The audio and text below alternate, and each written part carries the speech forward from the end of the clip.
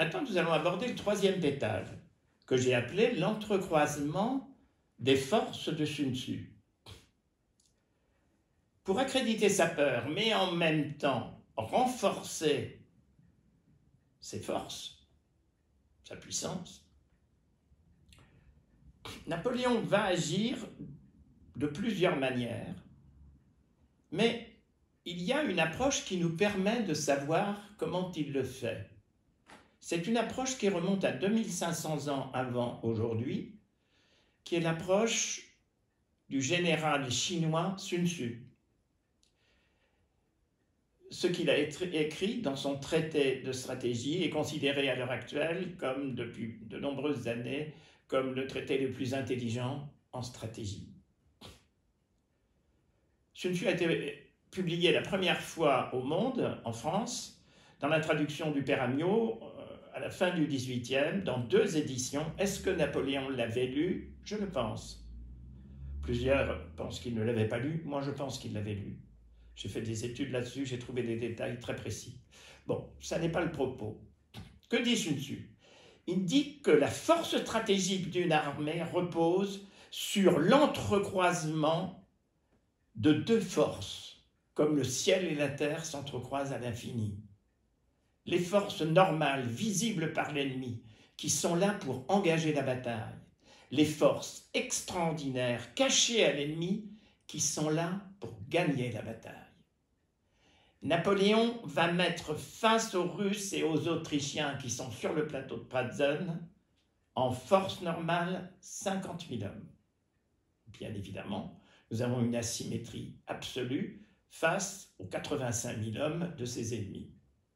Mais ce qu'ils ne savent pas, c'est qu'en force extraordinaire, il a Bernadotte à l'ouest, à Iglo, avec son corps d'armée, 17 000 hommes, qu'il a 2 divisions du corps d'armée de Davout, à Presbourg, à 140 km.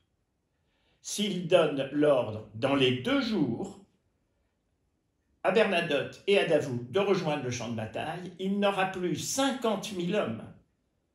Il aura près de 75 000 hommes. Là, ça change la donne. Mais ses ennemis ne le savent pas. Il a déjà agi plusieurs fois. Nous sommes à la première campagne d'Italie. Il doit faire traverser le Pô à son armée. Face à lui, il a l'armée autrichienne commandée par Beaulieu. Il y a 2 possibilités. Une possibilité de passer le Pô à Valence, et une deuxième possibilité de passer le Pô à Plaisance. Il signe un traité avec l'armée piémontaise qu'il a battue, et il insiste bien sur ce traité pour qu'on lui donne, pour qu'il puisse avoir la forteresse de Valence. Les Piémontais sont prêts de dire ça aux Autrichiens, et donc Beaulieu l'attend à Valence. Et voilà que d'un seul coup, Napoléon Bonaparte va donner l'ordre à ses troupes à marche forcée de virer à droite et de passer le Pô à Plaisance. Et comme entre Valence et Plaisance, il y a 80 km à vol d'oiseau, bien évidemment, Beaulieu ne peut rien faire. En force normale, visible par l'ennemi, il met Valence. En force extraordinaire cachée, il passe à Plaisance. Maintenant, arrivons en 1805, ce qui va nous conduire à Austerlitz. Napoléon veut d'abord battre l'armée autrichienne la plus forte, la plus solide, celle de Mack, qui est aux environs d'Ulm. Il va mettre en force normale Lannes et Murat sur la Forêt-Noire pour faire croire à Mack que c'est par là qu'il va mener son attaque. Et en force extraordinaire, comme vous le savez, il fait passer tous ses corps d'armée restants, les 6 corps d'armée restants, par le nord d'Ulm et descendant sur l'ouest d'Ulm pour couper Mack, qui est dans ce territoire, de ses 2 alliés possibles. Kutuzov avec son armée russe qui est à Ratisbonne,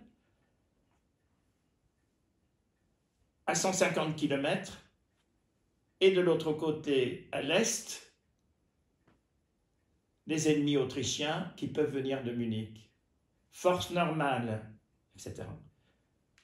Vous voyez qu'il va faire la même chose à Austerlitz. Force normale, 50 000 hommes, force extraordinaire, 23 000 hommes de plus.